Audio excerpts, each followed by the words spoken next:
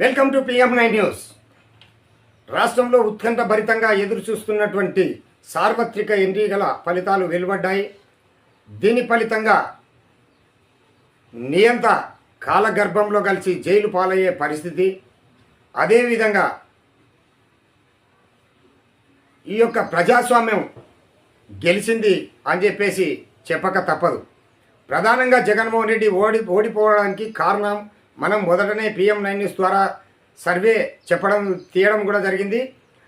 ప్రధానంగా లిక్కర్, ఇసుక, ఉద్యోగస్తులు, అన్ఎంప్లాయీస్, తర్వాత ల్యాండ్ టైటిలింగ్ యాక్ట్, ఇవి ప్రధానంగా ఈ యొక్క ఒక భూ బకాసురుడు జగన్మోహన్ రెడ్డి అనేటువంటి ఉద్దేశంతో అతనికి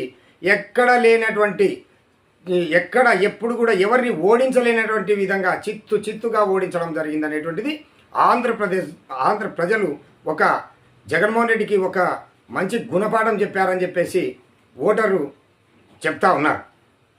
అదేవిధంగా ప్రధానంగా ఈ యొక్క జగన్మోహన్ రెడ్డికి ఉసురు తగలడానికి అమరావతి రైతులు 5 సంవత్సరాల దీక్షలు ఫలించినాయి. తర్వాత వాళ్ళ యొక్క గోడు ఈరోజు జగన్మోహన్ రెడ్డికి కొట్టుకుందని చెప్పక తప్పదు.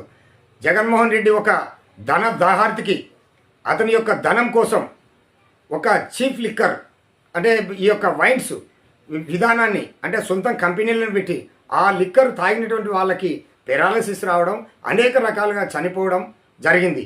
అంటే వీరి యొక్క గోడు కూడా కొట్టుకుందని చెప్పక తప్పదు.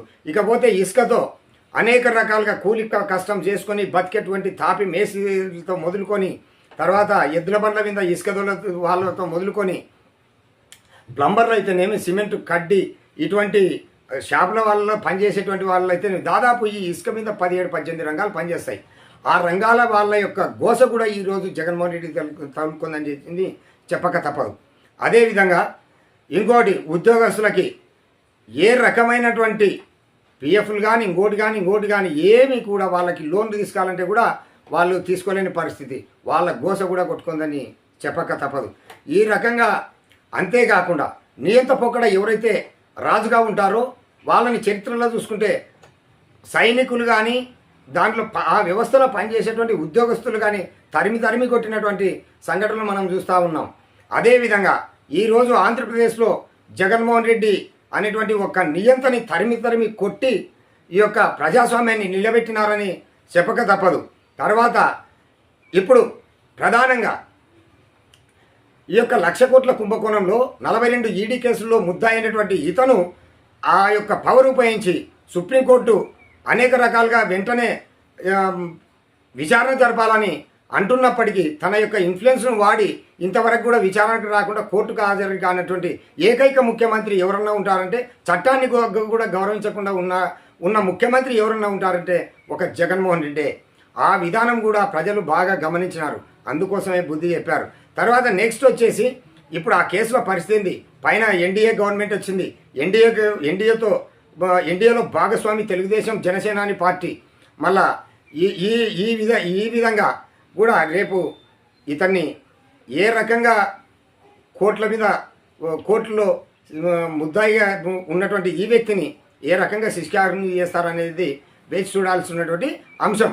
కాబట్టి ఇలాంటి నియంతలు కాలగర్భంలో కలిసిపోవడం తప్ప ఏమి ఉండదు.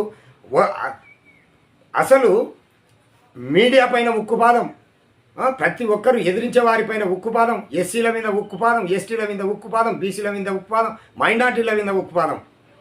ఇలాంటి నేను కులం చూడను, మతం చూడను, అందుకోసమే కులం మతం ఏం చూడకుండా కూడా ఇలాంటి నియంతకి గోరిగట్టినారని చెప్పేసి ఆంధ్రప్రదేశ్ ప్రజలు చెప్పక తప్పదు. చూస్తూనే ఉండండి PM9 న్యూస్.